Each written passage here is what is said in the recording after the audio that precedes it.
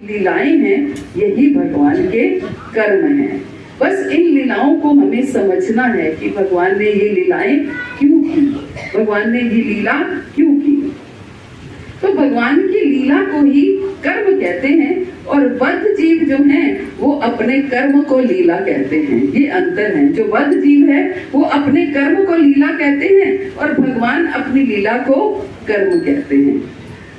तो जब कभी भी प्रश्न उठे कि ठाकुर जी ने ये लीला क्यों की, तो इसका उत्तर यही है कि किसी ना किसी भक्त के कल्याण के लिए ये लीला हुई है। कोई भी लीला आप उठा के देख लीजिए, किसी ना किसी भक्त के कल्याण के लिए वो लीला हुआ। हर लीला के पीछे किसी ना किसी भक्त का हित छिपा हुआ है, इसीलिए भगवान ने ये लीला की है। अदरवाइज भगवान अपने धाम में अपने निज स्वरूप में स्थित थे, उन्हें कोई भी यहाँ आने की आवश्यकता नहीं थी। लेकिन भगवान आए इस धाम में और लीला इसलिए की ताकि अपने भक्तों का कल्याण करने के लिए, अपने भक्तों का हित करने के लिए।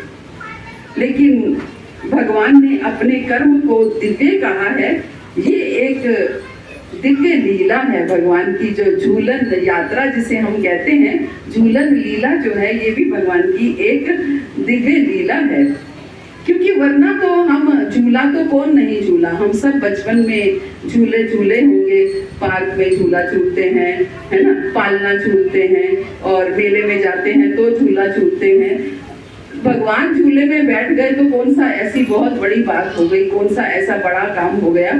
लेकिन भगवान जो झूले में बैठे तो भगवान ने क्या बोला, मेरी लीला दिव्य है। तो उनकी झूलन लीला भी दिव्य है। भगवान की हर लीला, भगवान चाहे झूले में बैठे चाहे नौका में बैठे तो नौका विहार की लीला हो जाती है, झूले में बैठते हैं तो झूलन लीला हो जाती है, पर्वत उठा लेते हैं तो गोवर्धन लीला हो जाती है। तो जो भी कार्य करते हैं भगवान तो उनकी नाम की वही लीला हो जाती है।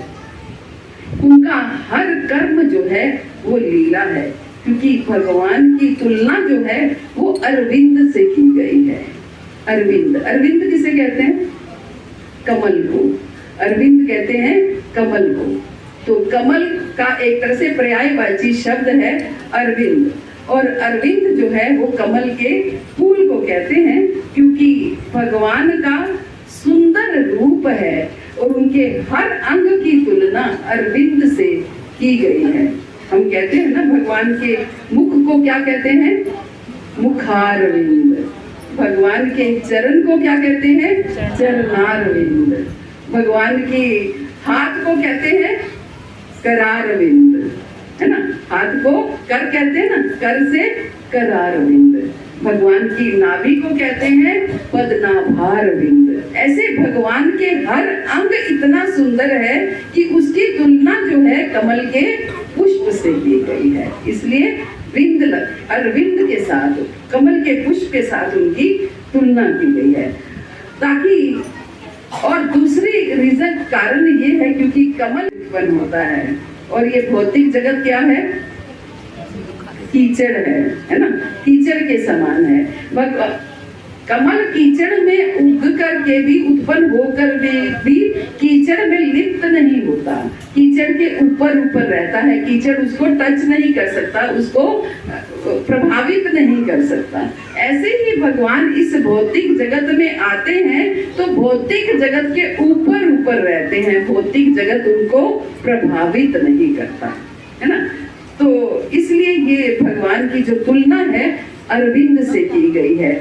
भगवान जो है अपने कमल से की गई है। भगवान अपने चरण कमल से अपने हस्त कमल को पकड़ते, अपने हस्त कमल से अपने चरण कमल को पकड़ते हैं, अपने हस्त कमल से अपने चरण कमल को पकड़ते हैं और फिर दोनों कमल मिलकर वो चरण कमल को मुख कमल में देते हैं। ऐसा होता है, आपने देखी कभी पिक्चर भगवान की कि भगवान अपने हाथ से अपने पैर को पकड़ते हैं और पैर के अंगूठे को मुख में देते हैं, है ना, मुख में देते हैं। तो भगवान अपने हस्त कमल से चरण कमल को पकड़ के फिर दोनों कमल मिल करके मुख कमल में जाते हैं।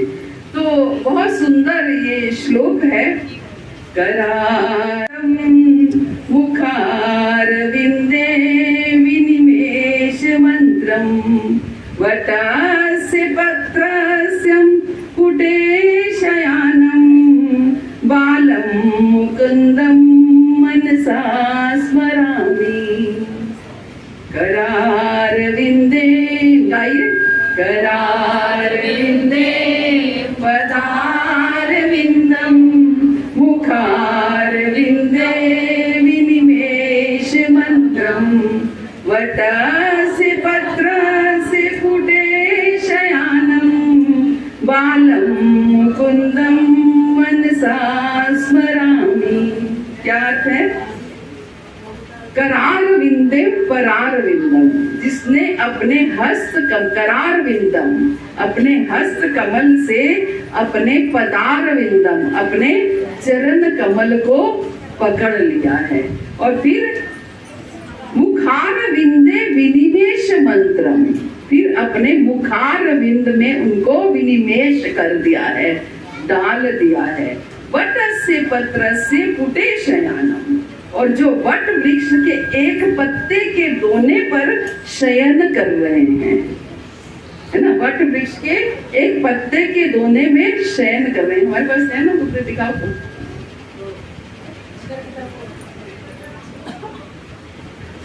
वट वृक्ष के पत्ते के ऊपर भगवान शयन करते हैं, अपने चरण कमल को अपने मुख कमल में ले जाते हैं।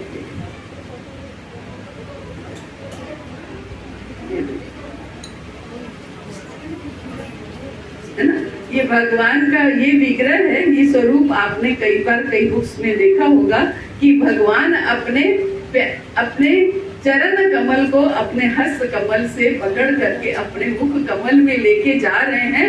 और शयन किस पे कर रहे हैं? वट वृक्ष के पत्ते के, ऐसे पत्ते के। तो ऐसे बाल मुकुंद का मैं स्मरण करता हूँ, ऐसे बाल मुकुंद का मैं स्मरण करता हूँ। ये गोविंद स्तोत्र में ये श्लोक आता है। तो कोई इस संसार में कितनी भी सुंदरता का वर्णन कर ले, लेकिन इस सुंदरता से बढ़कर कोई सुंदरता नहीं है।